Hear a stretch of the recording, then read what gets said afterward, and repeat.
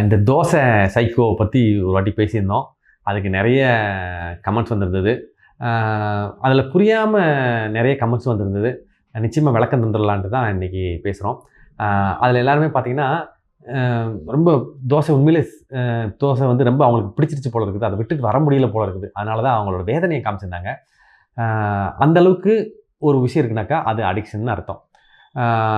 எந்த ஒரு பொருள் அல்லது ஒரு விஷயம் விட்டுட்டு வர முடியாத அளவுக்கு நம்மளை ஆட்படுத்துதோ ஆளுமை செய்ததோ அது வந்து கெட்ட பொருள்னு அர்த்தம். நல்ல பொருளுக்கு எப்பயுமே வந்து அப்படி ஒரு விஷயம் கிடையாது. நீங்கள் எதை விட சொல்லுங்கள், ஜம்முன்னு விட்டுட்டு போயிட்டே இருப்போம். ஆனால் அந்த ஆட்படுத்துகிற பொருள் இருக்குல்ல, ஆளுமை செஞ்சுட்டு இருக்கிற பொருளை வந்து விட சொன்னோம்னா ஃபஸ்ட்டு விட முடியாது. அதுக்கப்புறம் வந்து அதிகமாக சொன்னோம்னா கோவம் வரும். ஸோ அப்போ அதை புரிஞ்சிக்க வேண்டியது என்னன்னாக்கா அதெல்லாம் நல்ல பொருள் இல்லைன்னு புரிஞ்சுக்கலாம்.